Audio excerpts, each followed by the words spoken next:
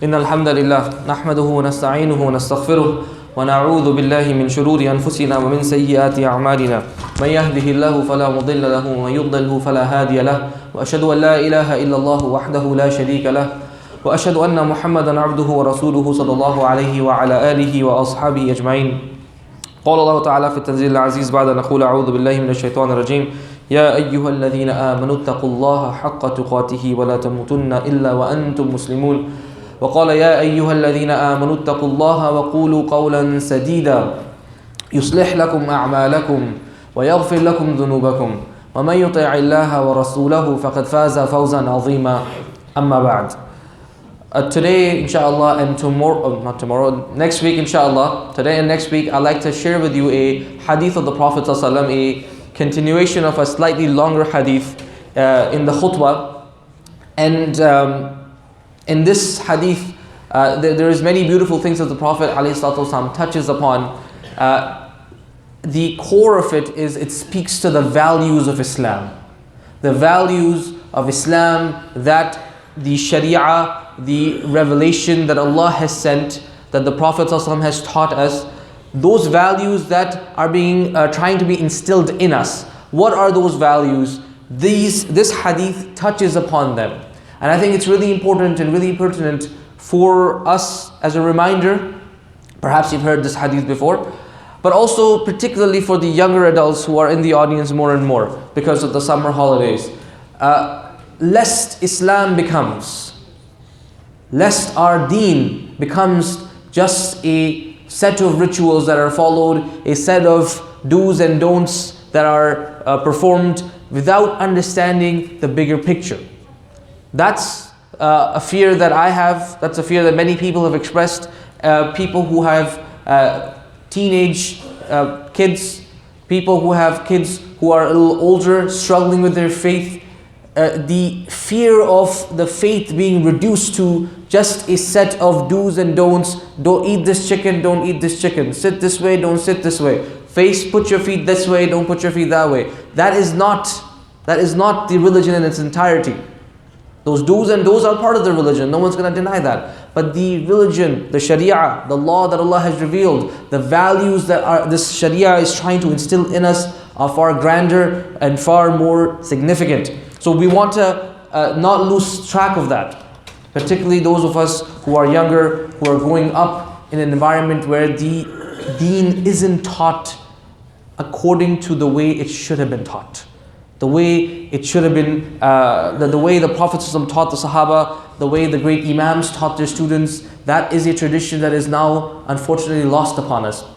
So we want to make sure that in these few khutbahs we can touch upon something to kind of revive that tradition. The hadith I want to share with you after this long introduction is a hadith that is narrated by both Imam Bukhari and Imam Muslim. These are the two most authentic canons of hadith, the canons of the collection of the Prophet's statements, in which he says, "Sab'atun yudhilluhumullahu fi dhillihi yawma la dhilla illa dhilluhu." There are 7 categories of people that Allah will provide shade to.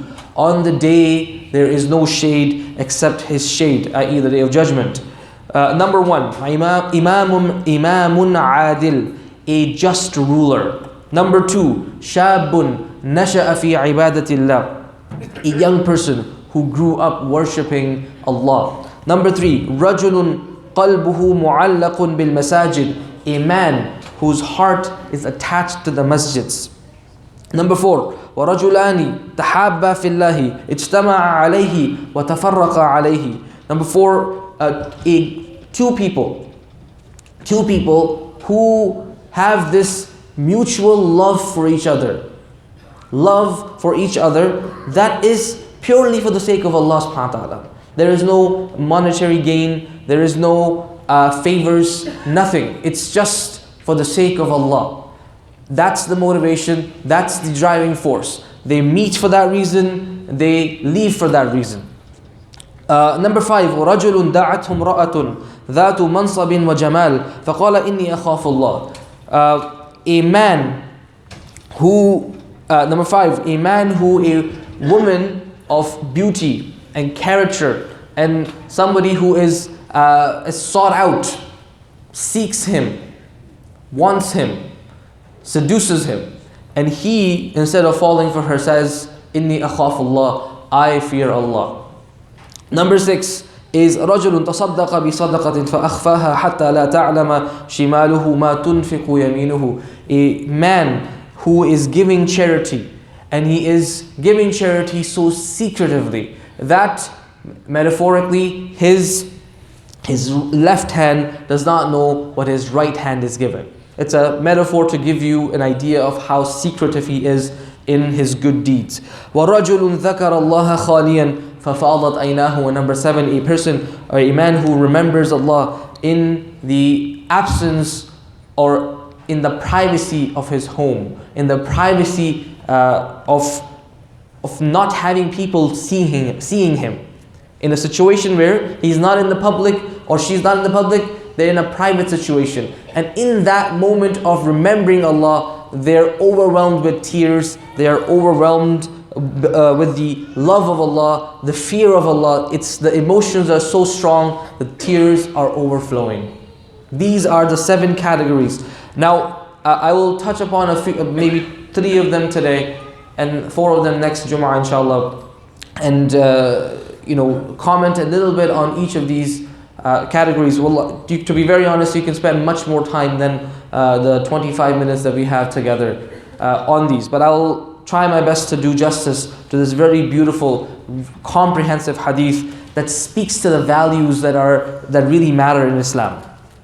Firstly and foremost, the idea of there is always a gender in Arabic when there is speech. There's always a gender. In English, I'm actually old enough to remember when we didn't used to do he/she. When we write our essays in English, we didn't do he/she. But then I remember there was a change. In Arabic, you always have a pronoun. And that pronoun is either huwa or hiya. It's either him or her. Okay? For example, you have the door is huwa, it's he pronoun, the masculine pronoun, and the table will be a feminine pronoun. Okay? That's just the language, that's how it works. In the Sharia, you have the Prophet ﷺ using words that are inclusive of both genders. For example, when he says, رَجُلٌ ذَكَرَ اللَّهَ خَالِيًا, a man who remembers Allah in the privacy of his home, in the absence of people, and then his eyes or her eyes tear up. That particular word dhakar does not only mean that this is a hadith that talks about men specifically. The people of knowledge in Islam, the scholars of hadith, the scholars of usul, this is a principle in the Sharia that when the Prophet ﷺ mentions a person or a category of people, or it's mentioned in the Quran, it is inclusive of both genders unless there's a reason to exclude one. Unless there's evidence to exclude one of the genders. So this is the standard. There is a hadith, a very famous hadith, I spoke about this khutbah many months ago, where the wife of the Prophet ﷺ came to him, Salama, and she asked him ﷺ, that how come مَا لَنَا لَا نُذْكَرْ فِي الْقُرْآنِ كَمَا يُذْكَرَ الرِّجَالِ, how come we're not mentioned in the Quran like the men are mentioned in the Quran? He's talking about the females. And the Prophet ﷺ then recited to her the ayah of Surah Ahzab, where Allah subhanahu wa ta'ala explains, إِنَّ الْمُسْلِمِينَ وَالْمُسْلِمَاتِ وَالْمُؤْمِنِينَ وَالْمُؤْمِنَاتِ وَالْقَانِتِينَ وَالْقَانِتَاتِ, a very long ayah, describing that both genders, spiritually in the eyes of Allah, are the same. And ruling wise, they are the same, unless there is a reason to exclude one or the other. So this is when the Prophet ﷺ says, a person who is remembering Allah, or a person who is seduced by a woman, it is not only about a man, it is inclusive of both genders. And that's something we have to understand. Sometimes if you read only translations, this is something that would perhaps bother you, or something might eat away at you. How come is it that the men are described and the women are not described? But please understand, in Islam, it is the standard. When a man is mentioned or a he pronoun is used, the masculine pronoun, it does not exclude the feminine. It is the standard way of speaking only if there's a reason, if there's evidence to do so. That is secondary. So that is point number one. Point number two is this hadith speaks to a category of people that are very special. 7 people. 7 category of people that are very special people. And because they were special in this world, they were extraordinary in this world, they will be provided with an extraordinary privilege on the Day of Judgment. That is that they will be provided the privilege of being in the shade of Allah subhanahu wa ta'ala, in the shade of His throne, according to some and other narrations. The day there is no other shade, there is no other place, there is no other place to seek that comfort. The only place to seek that comfort is with Allah subhanahu wa ta'ala, and Allah chooses who is going to be in that situation. So this is an exclusive privilege. We say this sometimes colloquially, that not all superheroes wear capes. And you can see here, these are truly superheroes. Because on the Day of Judgment, they'll be treated like such. They'll be treated with such privilege nobody else is going to enjoy. This this particular hadith highlights that in Islam we have this idea of al-jaza'u min jinsil amal. When you are doing something for the sake of Allah, if you are sacrificing something particular in this world, then the reward that Allah gives you in the next world is going to be able to compensate for your loss in the world. If a person is holding their emotions in this world, Allah subhanahu wa ta'ala will give them privilege and honor and the ability to express themselves in the Day of Judgment. This is a very beautiful principle, and this hadith highlights that as well. Continuing to the categories of people that are mentioned here. سَبْعَةٌ يُظِلُّهُمُ اللَّهُ فِي ظِلِّهِ يَوْمَ لَا ظِلَّ إِلَّا ظِلُّهُ. Number 1 on that list. Number 1 of the people who are shaded by Allah subhanahu wa ta'ala on the Day of Judgment is Imamun Adil, a just ruler. A just ruler. The opposite of a unjust ruler. Unfortunately, we have many of those. And this is why this is such a critical thing, that number 1 on the list of exclusive, special privileges that a person will enjoy in the Day of Judgment is this person who, while having a position of leadership, having a position of authority, people will listen when they talk, people will do when they say. Despite having that power, this person is able to not let that power go to their head. They're able to keep things in perspective where the power that they have, the privilege that they enjoy, does not corrupt them. And this is so rare that the Prophet ﷺ put this as at the top of the list. You see, the Imamun Adil is a very beautiful description, because the idea of adl, of justice in Islam, is a very important principle. We understand in Islam that the world is unfair. The world is going to be, the people will get away with things in the world that they shouldn't have gotten away with. That's just the reality of the world. That is something that can't be changed. Allah subhanahu wa ta'ala promises us that on the Day of Judgment, everybody, every single oppressed person, every single oppressed creature will get their justice, will get their due. But this world, unfortunately, is not the place for that. This world is, achieving true justice is not a realistic situation. However, that does not detract from the fact that Islam, the Sharia, the law that Allah has revealed, one of the objectives of it is to establish justice at every single level. Allah subhanahu wa ta'ala says, لَقَدْ أَرْسَلْنَا رُسُلَنَا بِالْبَيِّنَاتِ وَأَنزَلْنَا مَعَهُمُ الْكِتَابَ وَالْمِيزَانَ لِيَقُومَ النَّاسُ بِالْقِسْطِ. We have sent our prophets for sure. And we have sent with them books, revelation, Quran, Sunnah, the Torah, the Injil, the Gospels. Allah has said, I have sent these books, this revelation. For what purpose? لِيَقُومَ النَّاسُ بِالْقِسْطِ. So people can live and establish justice. That is the overarching objective of the Sharia. This is while understanding that in the world people are going to be corrupt, people are going to manipulate.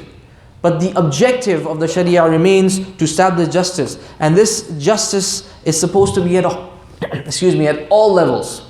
At the level of government, at the level of community organizations, at the level of the family, in the workplace, in the way we do business, in the way we interact with each other. At every single level, this idea of justice applies. So, the person who lives this, Imamun Adil, lives with justice, gives due right, gives preference to people of merit, does not let their power corrupt them.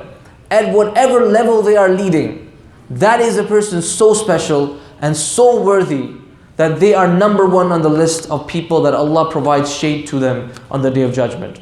Number one on that list.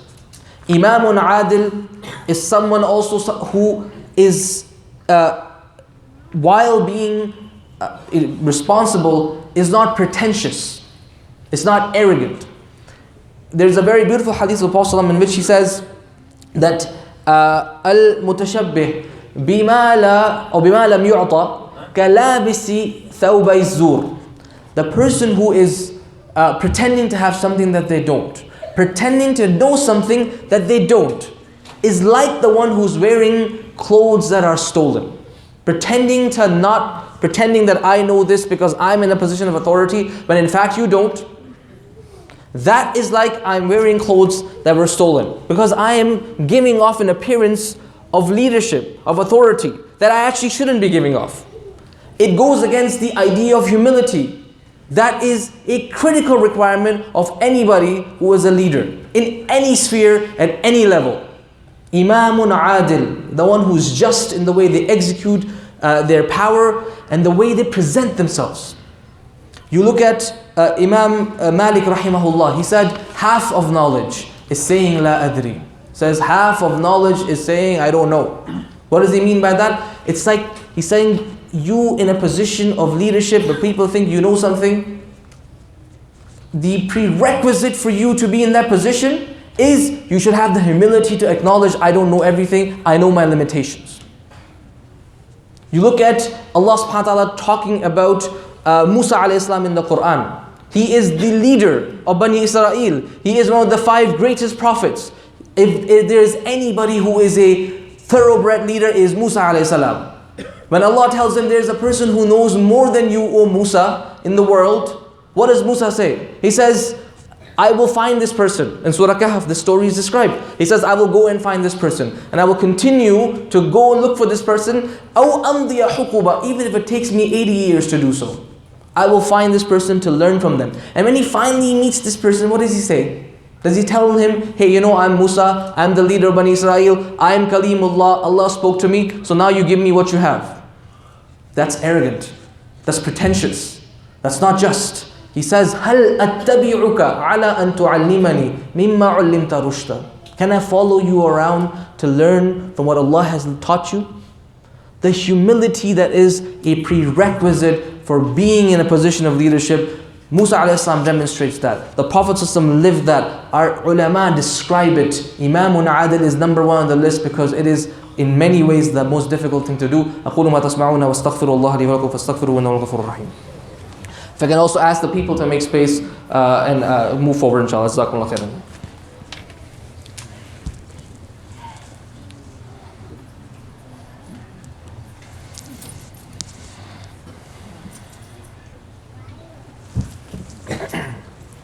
Bismillah, alhamdulillah, wassalatu wassalamu ala rasulillahi wa ala alihi wa ashabihi wa la amma ba'd. Please continue to move forward, fill in any space that's in front of you. Jazakumullahu khairan. We are discussing the hadith of the Prophet, a very beautiful, very comprehensive, very powerful hadith in which he describes very special people.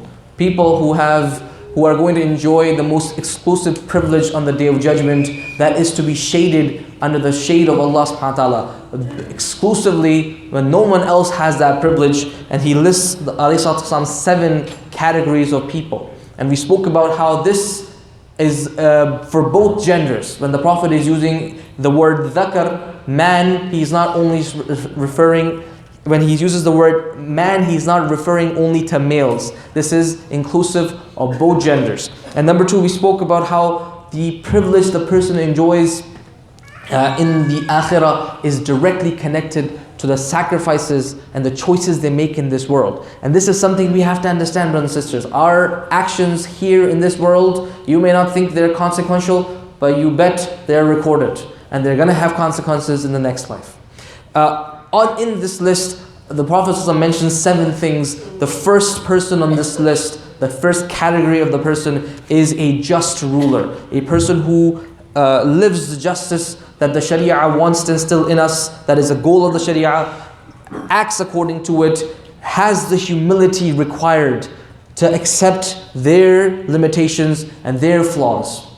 This is a very incredible description from the Prophet ﷺ. The next thing that's described here is Shabun Nasha'a fi ibadatillah. And I'm going to touch on this, and next week I'll expand on this a little bit more. A young person who grew up worshipping Allah.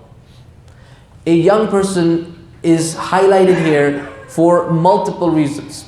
Reason number 1, it is far easier to worship Allah subhanahu wa ta'ala when a person is retired, everything is done, there is not much left in their life to look forward to. The emptiness is filled up by acts of worship. It is far more difficult to do that when there is lots of things to fill up our time, lots of activities that could consume and entertain us, lots of temptations that could, attract us and seduce us. It is a lot more difficult to be committed to the faith in that phase of life. And that is when it really counts. That is when it really, really counts. Shabun nasha'a fi ibadatillah. A young person choosing to grow up in the worship of Allah, choosing devotion over seduction, choosing faith over atheism and non-faith. These are difficult choices. A young person making this choice is so significant, so great that the Prophet ﷺ put them number 2 on this list. Number 2. It speaks also, brothers and sisters, to a larger point, which is we have to make our masajid, our centers, our institutions welcoming to Shabun Nasha'a fi ibadatillah, young people who are trying to grow up in the worship of Allah. We cannot be shutting doors and pushing young people away. This is something, if it's happening, it's a point where we need to stop and ask ourselves, what exactly are we doing? If our kids aren't playing in the masjid, we have to question ourselves, what's happening here? Why aren't our kids in the mosque? Not to turn the mosque into a playground. We have to have some rules and regulations, of course. But the question lies, why is it that young people aren't in the masjid? We have to ask that hard question. Because part of facilitating their growth as Muslims growing up in the worship of Allah is making sure they feel happy and safe and welcome in the masjids that they are calling home. Shabun nasha'a fi ibadatillah. A beautiful example of that is Prophet Yusuf alayhi salam, who grew up with trauma, had a bad childhood, kidnapped, taken away from his family, absolutely unjustly. That didn't cause him to leave Islam or leave his faith. Grew up being seduced, not just by one really attractive woman, by a bunch of really attractive women. And chose prison over seduction. So this Yusuf a.s. represents the absolute best case scenario. Going through the most difficult trial, bad childhood, and being hit on by multiple really attractive women, and yet choosing his faith, choosing chastity, choosing piety at every step of the way. Because that is the hard thing to do. To worship Allah when we're hurt. To be close to Allah when something that's tempting is easy. That is why, and amongst the reasons the Prophet mentioned this, inshallah the rest of the hadith we'll cover next week. You ask Allah subhanahu wa ta'ala to give us the tawfiq to understand the Quran and Sunnah, to implement in our lives. Inna Allaha wa malaikatahu yusalluna ala nabi. Ya ayyuhalladhina amanu sallu alayhi wa sallimu taslima. Allahumma salli ala Muhammadin fil awwalin wa fil akhirin. وصلي على محمد في الملأ الأعلى إلى يوم الدين. اللهم أحينا على سنته ومتنا على ملته واحشرنا في زمرته واسقنا من حوضه يا رب العالمين. وما آت نفوسنا تقواها وزكها أنت خير من زكاها أنت وليها ومولاها. ربنا آتنا في الدنيا حسنة وفي الآخرة حسنة وقنا عذاب النار وقيموا الصلاة.